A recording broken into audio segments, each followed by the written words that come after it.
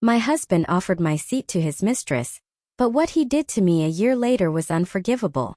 I traveled back in time 7 months pregnant with one goal: to destroy the two people who ruined my life, starting with the secrets he thought I'd never uncover.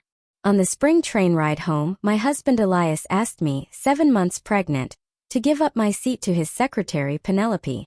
Without a word of complaint, I obediently stood up, offered her the seat, and even massaged her shoulders. Why? Because in my previous life, I had refused to give Penelope my seat while 7 months pregnant, forcing her to stand for over 10 hours.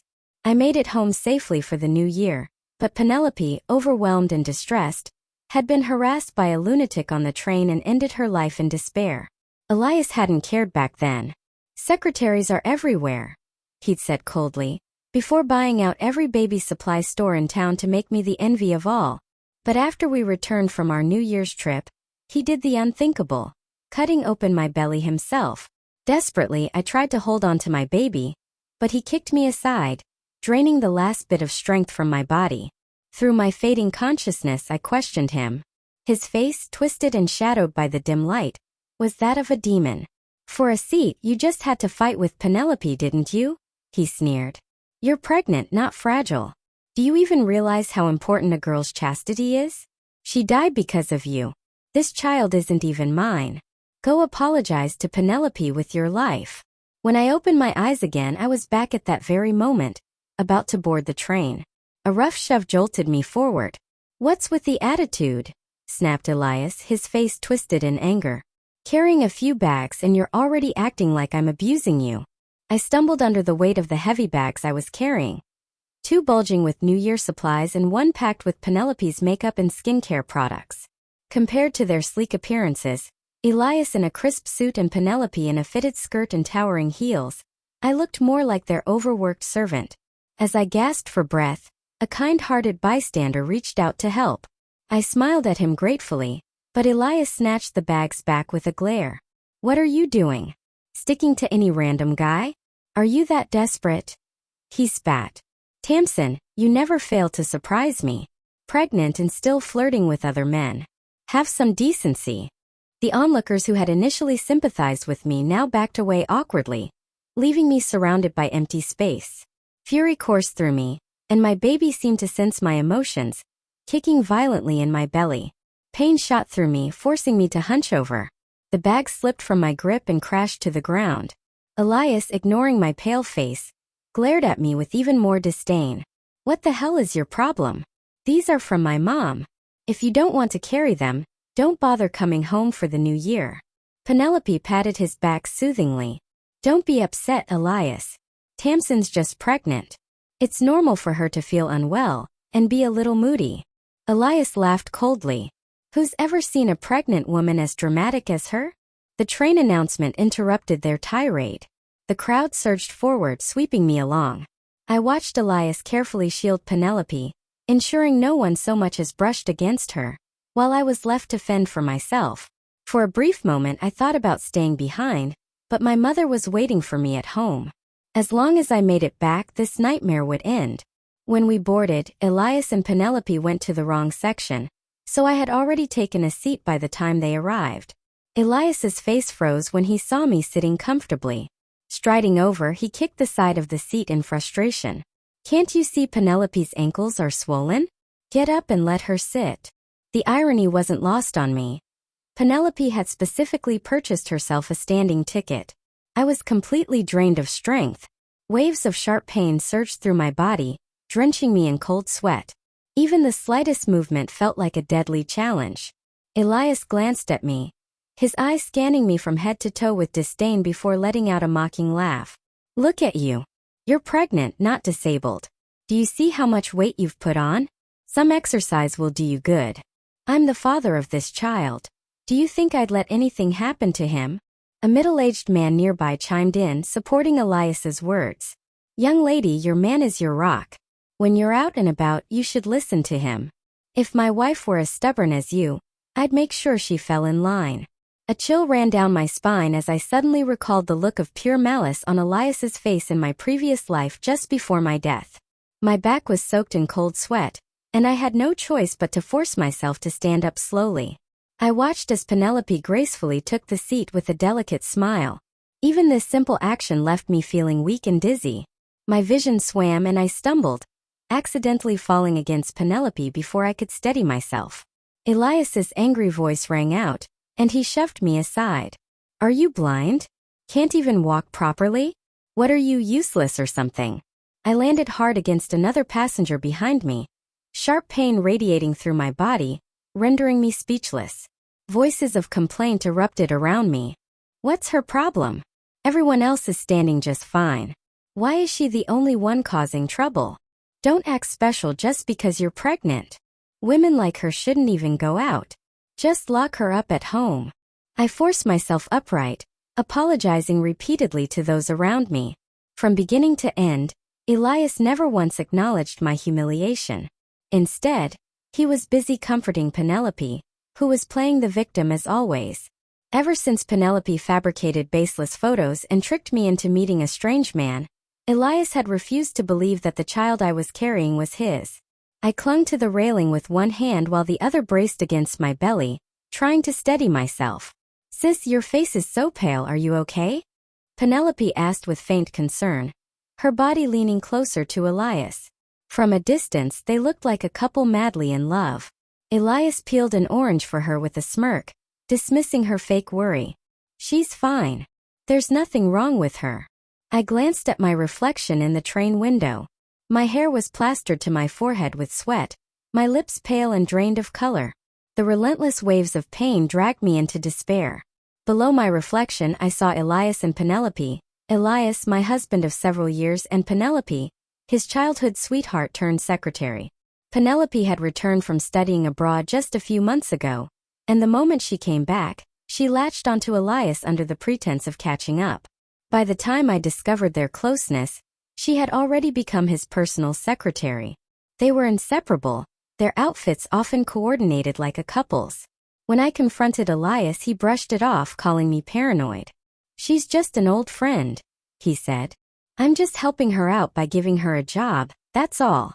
But as my pregnancy progressed and I had less energy to keep tabs on them, they became more blatant, openly going everywhere together. The train arrived at another station, and more passengers boarded, bustling with the excitement of returning home for the holidays. Their joy only amplified how out of place I felt. A sudden shove from behind sent me sprawling again. This time I couldn't even hold on to the railing. A passenger dragging a suitcase muttered angrily as they passed by. "Watch where you're going. Don't you have any manners, young lady? Walking around with a belly that big and purposely blocking the way. What's your problem?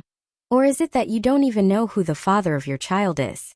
How could the child's dad let you stand like this unless... Are you the other woman?" My fingers tightened around the railing, turning white from the pressure.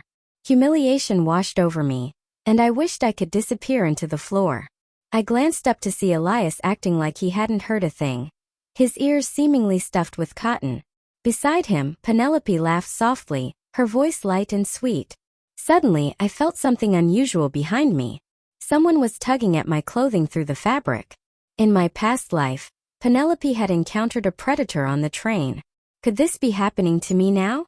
I shifted my bag to shield my back, putting some distance between myself and the crowd. Elias noticed my small movement and let out an unrestrained laugh. "Really, Tamsin? Do you think so highly of yourself? Look at you, your figure's completely ruined. You're so swollen you look like a pig ready for slaughter at Chinese New Year. Honestly, I'm worried that when I take you home, they'll mistake you for the pig instead. And yet you're afraid someone might find you attractive." My face turned ashen. Even though I knew Elias had changed long ago, I hadn't expected his cruelty to be this unrelenting. The people around us all turned to look at me, their gazes scrutinizing and mocking. The middle-aged man from earlier smirked and added, "Ah, young man, you don't understand. Some guys are into married women, you know." He exchanged a knowing glance with Elias, and I felt a chill run through me. How could I have ever loved such a vile man? When I got home, the first thing I would do was take back control of the company and kick him out of my life. Elias's eyes roved over me with an indescribable expression, and I couldn't suppress my anger any longer. I swung my bag and slammed it into his chest. Then I tried to move toward the front of the car to distance myself from him and Penelope, but the surge of passengers boarding the train left me trapped and unable to move. A moment later, a conductor approached, calling out for ticket inspections. "Please present your ID." I struggled to free a hand and searched my pocket, only to remember that my ID was in my bag, the one now in Penelope's hands. "Penelope, could you pass me my ID?" I asked. Penelope looked at me with an apologetic smile but made no move to help. "Oh sis, it's not that I don't want to help, but with what you've done, how can I possibly explain it for you?" I froze, confused by her cryptic words. Elias leaned back lazily in his seat, smirking. "You see all kinds of people these days. Imagine trying to ride the train without a ticket, a pregnant woman of all things, using her condition to scam her way on board. How shameless." His voice was loud enough to draw attention, and curious stares zeroed in on me. "A pregnant woman trying to sneak into the business class section," someone muttered. "Sure, tickets are hard to get during the holidays, but this is just ridiculous.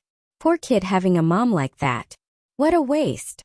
Isn't it common for people to use kids to scam inheritances these days?" "She's probably one of them," someone chimed in mockingly. Their words felt like knives cutting into me, and I couldn't hold back anymore. I reached out and grabbed Elias's arm. "The ticket was bought together with yours. What game are you playing here?" The conductor frowned and looked at Elias. "Sir, if you have information about her ticket, please share it. Otherwise, we need her to provide her ID as soon as possible, so we can continue our work." Elias closed his eyes, pretending to nap, ignoring both me and the conductor. I had no choice but to turn to Penelope again. "Penelope, give me my bag." Feigning innocence, Penelope began rummaging through the bag slowly, making a show of searching. "Oh dear, I can't seem to find it," she said. Just as the conductor prepared to escalate the situation, Penelope deliberately dropped the bag onto the floor with a sly smirk. "Oh no, I'm so sorry, sis," she said sweetly, her voice dripping with mock concern.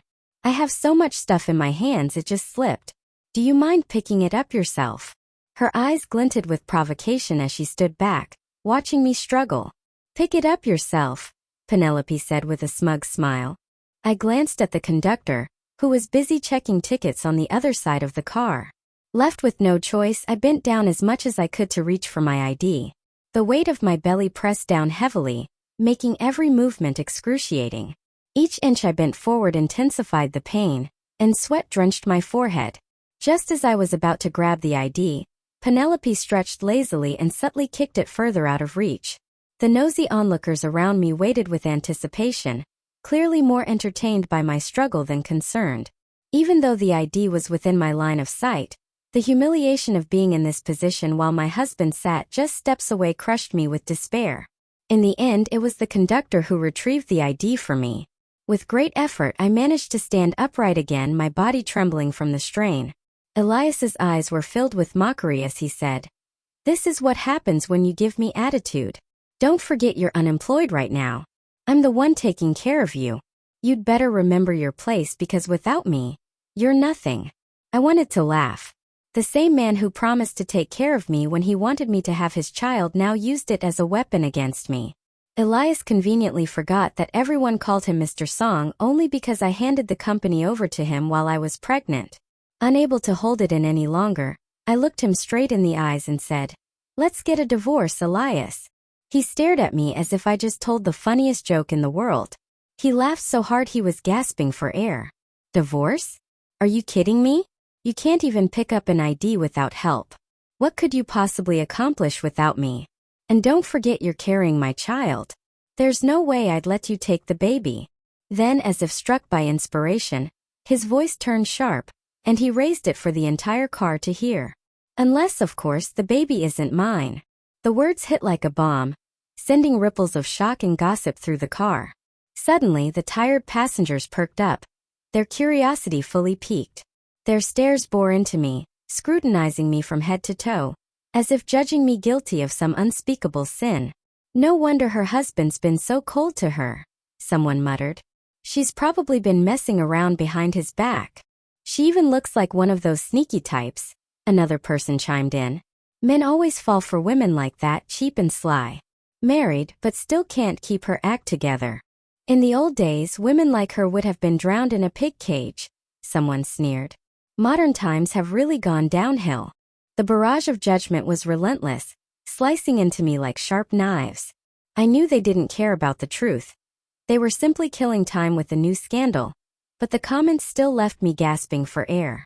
My baby kicked violently in my belly, and I bit my lip hard trying to endure the pain.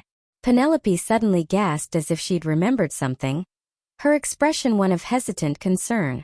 Sis, was the man I saw you with late at night the father of your baby? Her words sent a fresh wave of shock through the car. I lunged forward, grabbing her by the shoulders despite my weakening body. What are you talking about? What man? I had barely any strength left, yet Penelope's eyes filled with tears as she looked at Elias, pitiful and trembling. I'm only saying this for her own good. There are so many people here. It's best not to air family issues in public. Elias, visibly enraged, stood up and shoved me aside with a harsh sneer. Get lost. Stop making a scene here. Penelope's just trying to help you, and you don't even appreciate it. The crowd parted around me like I was a plague. I hit the ground hard and a sticky wet sensation spread beneath me. Panic shot through me as I scrambled to grab onto something for support, but the passengers pushed me away in disgust. I don't know how many times I tried before I finally managed to stand, my body shaking uncontrollably. The warm, wet feeling continued to spread, leaving me terrified. Something was very, very wrong. I felt like a clown in this train car, entertaining the workers around me. A single tear hung at the corner of my eye. Elias's lips twitched as if he wanted to say something, but ultimately stayed silent. Slowly, I turned and shuffled toward the connection area between cars, leaning against the wall to wait. Just a few more hours and I would be home. But as time ticked by, a chilling sensation crept up my back. Something or someone was behind me. A tugging sensation confirmed it. I turned and locked eyes with the man who had earlier joked with Elias about married women. His name tag read Preston Hayes. He had positioned his backpack to block us off from the rest of the passengers. In that moment, I had never felt so disgusted by physical proximity to another human being. I wanted to scream, but he clamped a hand over my mouth.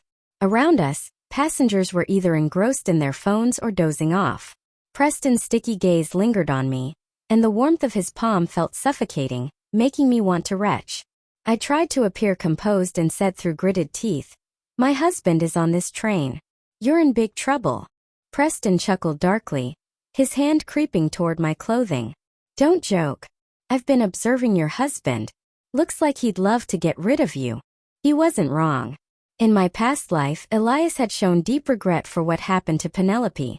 Would he even try to save me now? The conductor passed by us, but I couldn't call out as Preston had a firm grip on both my hands and mouth.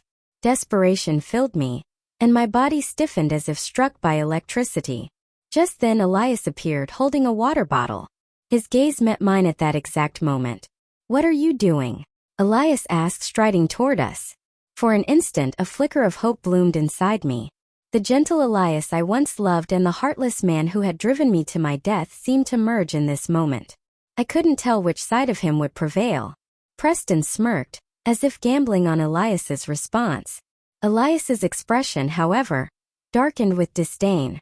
"Seriously, dude? A pregnant woman? Even you're into that?" He then turned to me, his tone dripping with contempt. "Wow, Tamsin, you've really outdone yourself. Flirting on the way home? Are you that lonely? Once this baby is born, my mom will take care of it. You won't have any say in raising the child." I didn't even have time to argue. Taking advantage of Preston's distraction, I stomped hard on his foot. He yelped in pain, and I quickly moved to stand behind the conductor, my legs trembling uncontrollably. "He harassed me," I said, my voice shaking. Preston immediately switched to an innocent, mild-mannered demeanor, clearly experienced in situations like this. "Ma'am, you can't make baseless accusations like that. I was just standing a little too close, that's all." "Hey man," he added, looking at Elias. "You saw it too, right? Help me out here." Instead of defending me, Elias frowned and said, "It's no big deal. There are so many people on the train. It's normal to accidentally bump into someone. In that moment, I realized how completely rotten Elias was from head to toe. The conductor, showing more patience than I expected, turned to me and asked for details. I recounted everything, but Preston tried to inch closer as I spoke. "You can't just accuse me based on your one-sided story," he protested. "I was only trying to catch you when I saw you about to fall." I handed my phone to the conductor, who reviewed the footage carefully. Thankfully, I had remembered what happened to Penelope in my previous life and had turned on the recording in advance when I moved to the connection area. After a tense pause, the conductor's radio crackled, and Preston was escorted away, cursing under his breath. The conductor helped steady me and suggested I rest in the dining car. Just as I was about to leave, Elias called out, stopping me. I didn't look back. I made my way to the dining car and sat down. Exhaustion weighed heavily on me.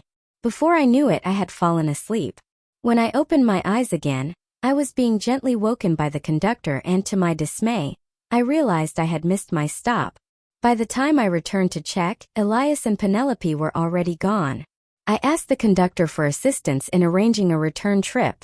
After much trouble, I finally disembarked and found Elias's messages flooding my phone. "You're unbelievable. How do you even manage to miss your stop on a train? Just wait there. I'm taking Penelope home first and will pick you up later." Without hesitation, I deleted his messages and hailed a cab home. On the way, I contacted my assistant, Declan. "Prepare the documents to revoke all authorizations. From now on, I'll handle the company myself." "Tamsin, are you sure? Are you feeling okay?" Declan sounded concerned.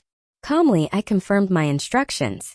Once the documents arrived in my email, I signed them decisively and immediately finalized the divorce agreement, sending it directly to Elias.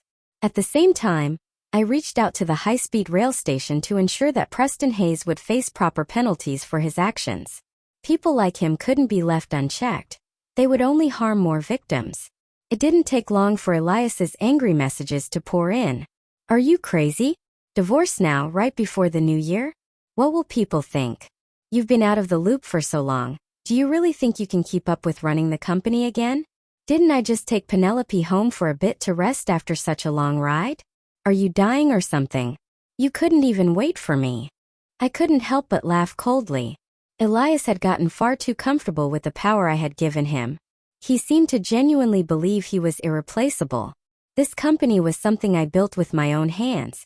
After we got married, Elias had suggested working there for the sake of convenience, and I allowed it. Later, when I became pregnant, he began encouraging me to rest at home, subtly hinting that he'd grown familiar with the business and could manage it on his own. I knew why he felt so emboldened now. It was because of my pregnancy. He thought I was trapped, unable to act because of my condition. Thankfully, I had been cautious from the start.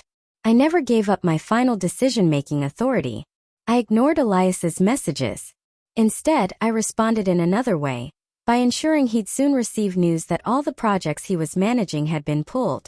When I arrived home, my mom was sitting on the couch watching the Spring Festival Gala preview. She looked surprised to see me. "Aren't you supposed to be at Elias's family's house tonight?" I told her everything. My mom was furious. "Divorce him. I'll take care of the baby for you," she said, immediately calling my dad, who was out playing mahjong, to come home. When my dad arrived, he slammed the table in anger. That's it.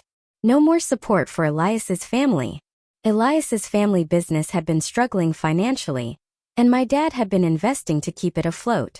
Now, with my dad pulling out, Elias would find himself in a dire situation. That night, I slept peacefully for the first time in ages. The next morning, I woke up feeling refreshed and helped my mom prepare dumplings for the New Year's Eve dinner. The phone rang and I answered absent-mindedly, only to hear my mother-in-law's voice on the other end.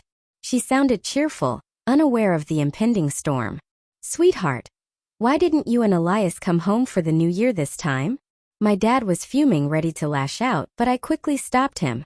My mother-in-law had always treated me well, and I didn't want to take my anger out on her.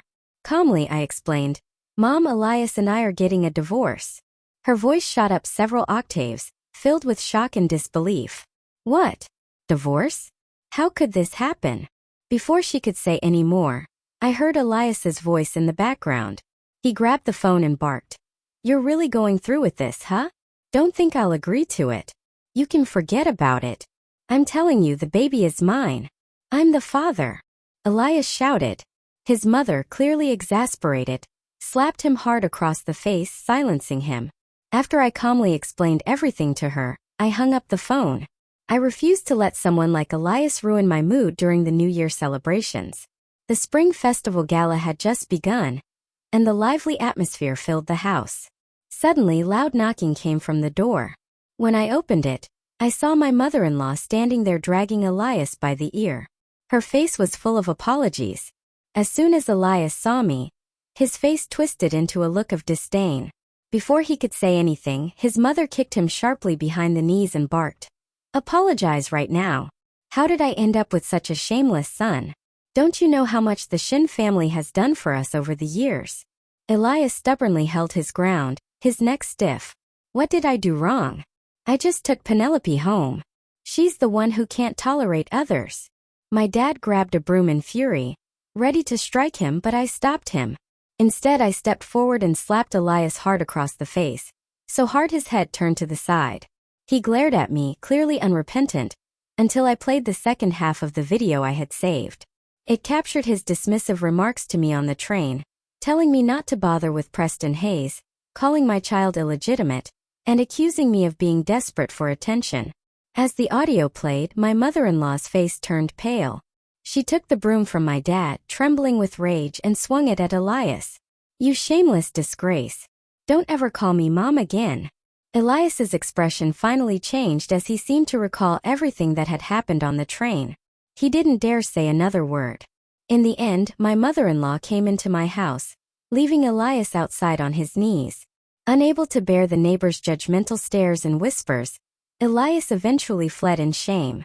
Before leaving, my mother-in-law removed her jade bracelet and slipped it into my hand, along with 2 thick red envelopes for me and the baby.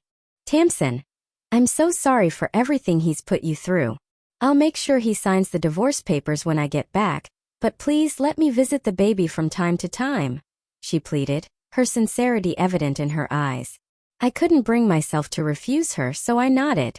The next day, I woke up feeling refreshed. I helped my mom prepare dumplings for New Year's Eve dinner when a news alert popped up on my phone. It was a report about a new product launch by Yunhan Pharmaceuticals. The headline read, "Yunhan CEO attends with his wife, a perfectly matched couple." The attached photo showed Penelope dressed in a champagne-colored couture gown, my design for the company's gala. Next to her, Elias stood in a tailored suit, his smug expression making me grit my teeth. I immediately called my assistant. "Why is Elias attending our event?" "Tamsin, I was just about to tell you," my assistant said nervously. "The PR team said it was too late to cancel his appearance." I stared at the image of Penelope wearing the gown I had planned for myself and felt an overwhelming urge to rip it off her and throw it away. Without hesitation, I forwarded the evidence I had stored in my email directly to Elias. I had long suspected something was off about Penelope's sudden return. Why had she chosen to come back right when Elias took over the company? Before that, they had little to no contact. Her timing was too precise to be a coincidence.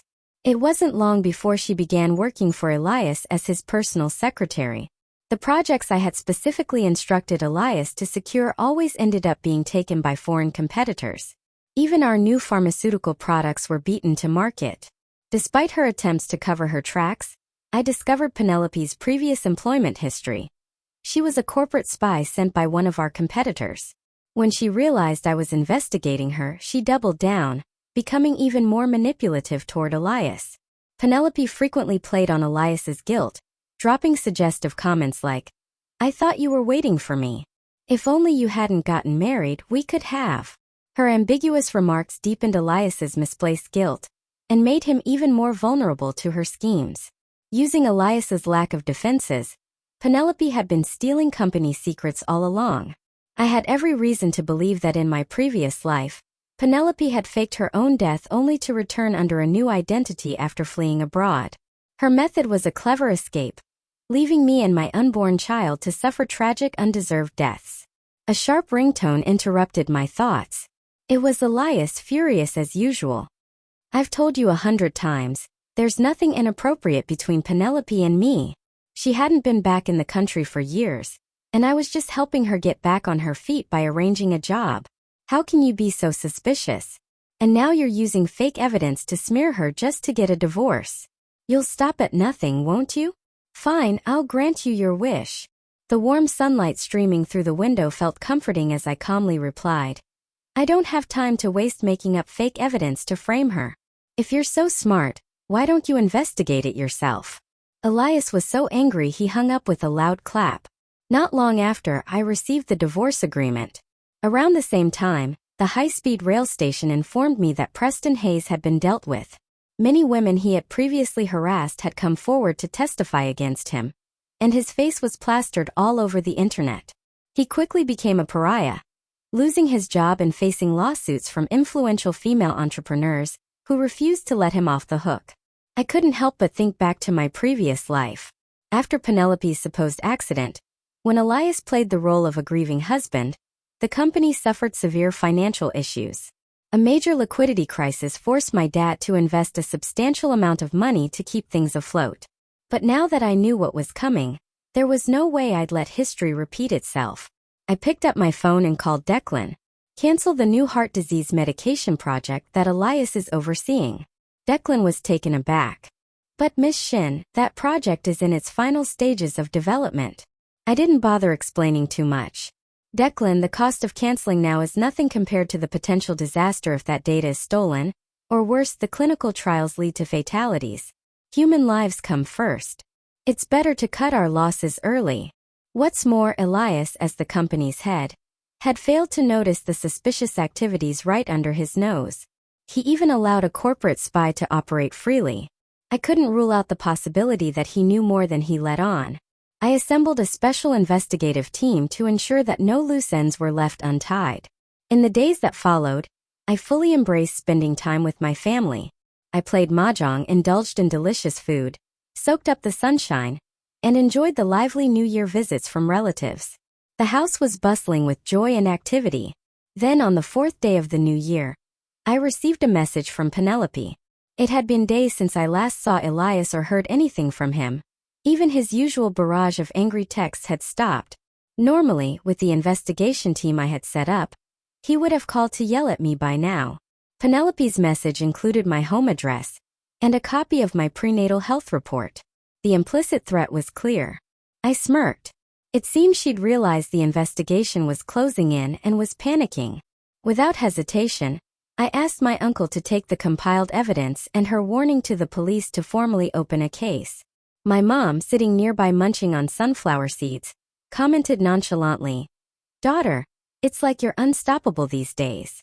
You've got your hands in everything. Oh, by the way, Elias's mom told me that Elias got kidnapped."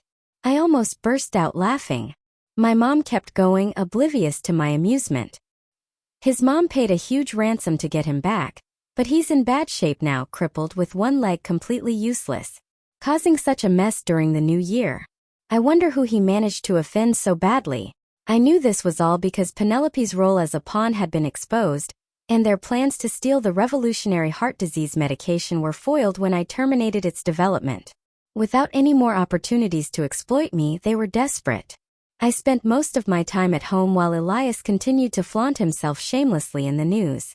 Comparing our situations, it seemed clear that Elias was the easier target for their frustrations. If someone had to take the fall, it might as well be him. I didn't mind adding fuel to the fire. With a simple command, I had HR send Elias his termination email. As expected, Elias couldn't stay silent. With nowhere left to turn, his mother disowned him, I divorced him, and even his sweet and gentle white moonlight, Penelope, was exposed as a gold digger. He was now entirely cornered. Losing his job would be the final blow. When he called me, his voice was low and pitiful, barely holding back tears. "Tamsin, we've been together for so long. I'm still the father of your child. Can't you at least show me some mercy? Please give me a way out." I laughed coldly, my disdain unrestrained. "Who are you pretending for now? The person you truly owe an apology to can no longer hear it." He tried to ask what I meant, but I had no interest in dragging it out. I hung up, placing a hand on my belly to feel my baby's lively kicks. For the first time, I felt like everything was finally coming to an end. This time, I had succeeded in protecting my child. My mom brought me a coat and said, "Come on, let's go visit your grandmother for the New Year celebration.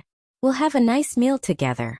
As we got out of the car at my grandmother's house, another car pulled up nearby. Elias emerged, disheveled, his face shadowed by stubble, and his bloodshot eyes filled with exhaustion. He limped toward me, his movements slow and unsteady. I gestured for my mom to go inside first and turned to face Elias with irritation. He hesitated before finally speaking. "Tamsin, can we not get divorced? I'll transfer all my assets to you. I'll stay at home, take care of the baby, and support your career. Please, let's make it work." I almost laughed out loud. After his assets were wiped out to cover legal costs, what would be left to transfer? I yanked my hand away from his grasp. "What you really mean is that you want me to clean up your mess, don't you?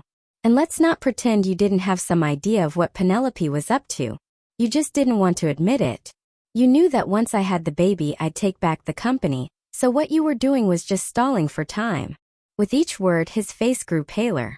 I freed my hand and walked into the yard, but he shamelessly followed me all the way to the dining table. He busied himself fussing over my grandmother, asking about her health and offering to visit her more often in the future. The whole family watched him with visible irritation. Then my phone buzzed repeatedly with notifications. "Miss Shin, thank you for the evidence you provided. After investigation, Miss Penelope has been found involved in multiple counts of fraud and theft. A full-scale manhunt has been launched." Feeling satisfied, I finally started eating. The table was eerily quiet as everyone focused on their food. Elias awkwardly placed some food into my grandmother's bowl. "Grandma, I've been so busy lately that I haven't had time to visit. From now on, Tamsin and I will come often." My grandmother, a no-nonsense woman, slammed her bowl down on the table. "You should leave. I'm afraid my great-grandchild won't even recognize me as their great-grandmother if you stick around." Elias's face flushed with embarrassment as he looked around for support, but no one came to his defense. Left with no choice, he slinked away, humiliated. Once he was gone, the whole family burst into laughter. We turned on the replay of the Spring Festival Gala and chatted about recent events. My grandmother even slipped me a gold bracelet in secret. I ate my fill and chatted with Grandma until late at night. Once everyone was too tired and had gone to bed, I stepped outside into the yard for some fresh air. Turning my head, I saw Elias crouched by the gate, cigarette ash scattered around his feet.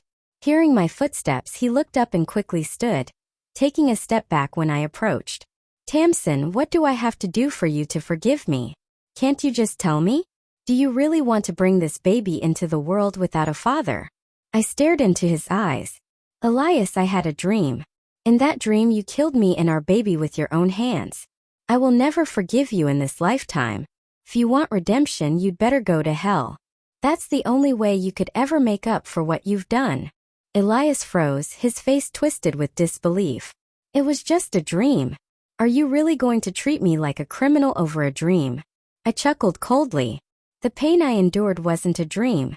My child won't forget it either. If he knew how his father treated his mother, he wouldn't want you to be his dad." Elias swayed unsteadily, his face growing even paler than it had been at dinner when everyone ignored him. Unable to take it any longer, he stumbled away, humiliated. Life soon returned to normal. My days were spent playing mahjong with my mom, basking in the sunlight, and attending online meetings for work when necessary. Elias seemed to have disappeared from my life, yet there were traces of him everywhere. Packages from baby stores arrived frequently, filled with formula, tiny clothes for both boys and girls, and even handbags I'd mentioned liking in the past. I threw them all in the trash without hesitation, my only concern being the possibility they were tainted with his schemes. I focused on my pregnancy, prioritizing my health and my babies. One day, my secretary informed me that the head of the investigation team had an update. Elias was indeed suspected of intentionally leaking company secrets. However, when they tried to issue a summons, he was nowhere to be found. I calmly instructed, "If you can't find him, file the case and proceed." Following my orders, the team sent Elias a formal warning. Not long after, my phone rang. The moment I saw the caller ID, I had a hunch about who it was. Still I answered. Tamsin, I'm begging you, please forgive me. I swear I'll stay far away from you and the baby. I'll move somewhere you'll never have to see me again. Isn't that enough? Please think about all the years we were together. Call off the investigation team. The more pitiful his tone became, the more convinced I was that he'd been stealing from me. Annoyed, I warned him. Elias, this is your final reminder. Cooperating with the investigation is your best option. And as for how we ended up like this, isn't it because you hurt me and our child for another woman? Elias's voice grew frantic, almost unhinged. Fine. I'm sorry, okay? I'm sorry, Tamsin. What more do you want from me?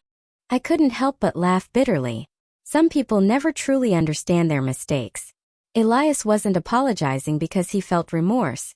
He was apologizing because the consequences were too severe for him to bear. Losing his dignity seemed like an easier sacrifice than facing the fallout of his actions. What I didn't expect was that the police would come to my door the very next day, summoning me to the station. My uncle, frowning with concern, insisted on accompanying me. I soon learned that Elias had shifted all the blame onto Penelope, claiming that she had ruined his life. Penelope, however, had met a far worse fate. Stabbed 18 times and killed on the spot. The police discovered that Elias had called me the day before the incident.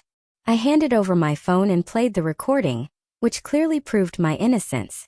It was only then that the authorities confirmed I had no involvement. Still, I couldn't suppress my curiosity. Hadn't Penelope been in hiding recently? How had Elias managed to find her? The police explained that Elias and Penelope had been using a pair of old phones to contact each other discreetly. From the call logs, they uncovered that Elias had tricked Penelope, telling her he had withdrawn a large sum of money and planned to run away with her. Hearing this, I couldn't help but smirk. In the end, one was met with death and the other with imprisonment. As I was leaving the station, I crossed paths with Elias. He was handcuffed, escorted by officers, but his wild, desperate eyes were fixed on me. She's dead now. No one will come between us anymore. Please just forgive me this once. Okay? Come back to me. Return the company to me, and we can start over. I simply shook my head. Things had escalated far beyond forgiveness. It wasn't up to me anymore. Now it was up to the law to determine his punishment. Without another word, I called the investigation team and instructed them to compile all the evidence and send it directly to the police. Since Elias was already in custody, I left it to the professionals to handle the rest. Time passed quickly, and before I knew it, the day of my delivery arrived.